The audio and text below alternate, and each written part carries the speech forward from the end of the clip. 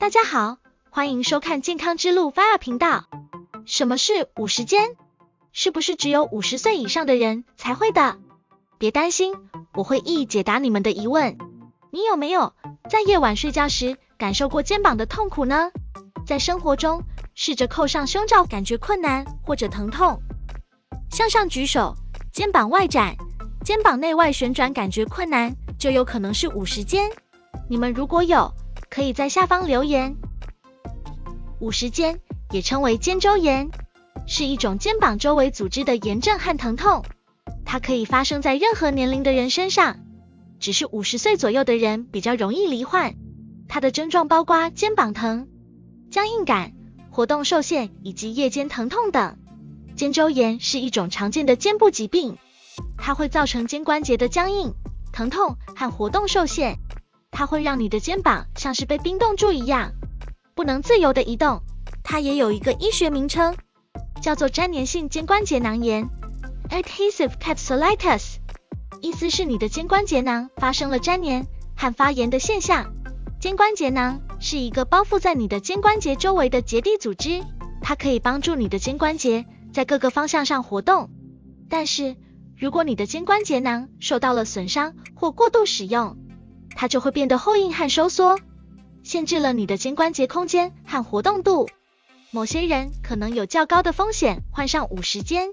例如女性、患有糖尿病或甲状腺问题的人。健康之路Fire希望增进健康常识，从而自我管理健康，预防疾病。接下来会介绍一些生活建议及运动示范，千万不要走开错过。肩周炎通常会分成3个阶段，每个阶段都有不同的特征。第一个阶段是疼痛期，在这个阶段，你会感觉到你的肩部任何运动都会引起剧烈的疼痛，而且你的肩部活动能力会逐渐减少。第二个阶段是冻结期，在这个阶段，你的肩部疼痛可能会有所减轻，但是你的肩部僵硬程度会达到最高点，使得你很难使用你的肩膀进行日常生活。第三个阶段是解冻期，在这个阶段，你的肩部活动能力会慢慢恢复，你的疼痛和僵硬也会逐渐消失。肩周炎的治疗方法可以根据病情严重程度而有所不同。药物治疗，医生可能会建议使用非类固醇消炎药或类固醇注射剂来减轻疼痛和炎症。物理治疗，运用按摩、伸展和超声波等方法，可以帮助恢复肩膀的运动范围和功能。在严重情况下，如果保守治疗无效，医生可能会考虑手术选择，以改善肩膀的活动范围。接下来会介绍一些生活小贴士，避免过度使用肩膀，避免进行过重的活动或举重，这可能会加重肩膀的症状，也要避免反复进行引起疼痛的动作。热敷可以减轻肩膀的疼痛和僵硬感，但请确保温度适中，以避免烫伤。改变睡姿，如果肩膀的症状影响到您的睡眠，试着找到一个舒适的睡姿，避免侧睡在痛的一边。保持活动，尽管肩周炎可能会导致肩膀僵硬和疼痛，但仍然重要保持轻度的活动，避免长时间保持相同的姿势。进行轻度的肩膀运动和伸展，有助于维持肌肉的柔软性和关节的活动范围。接下来会介绍3个运动，维持及增加肩关节活动幅度，不要走开错过。爬墙运动，放松站立，脸向墙，将受了伤的手放于墙上，手指慢慢爬高，直至有拉紧的感觉，维持10秒后放松，然后侧身向墙站立，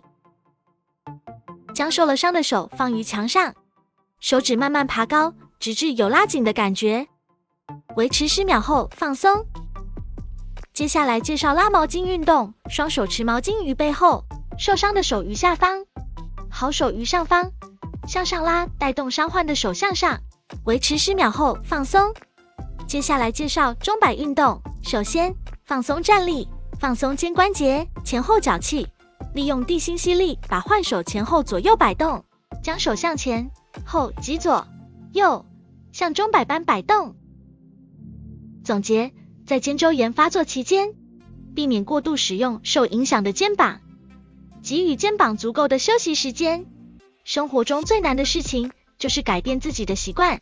但是只要我们愿意，就一定可以做到。每日做介绍的3个运动，不仅可以帮助我们改善午时间的状况，如果您怀疑自己可能有午时间，建议您及早寻求医疗专业人员的帮助，以进行诊断和治疗，以减轻症状。如果你不想错过健康信息，我呼吁你订阅我的频道，打开小铃铛，点赞收藏影片，然后无私的把影片分享出去。我真心的祝福为这部影片点赞的兄弟姐妹们，早日踏上健康之路，身体健康，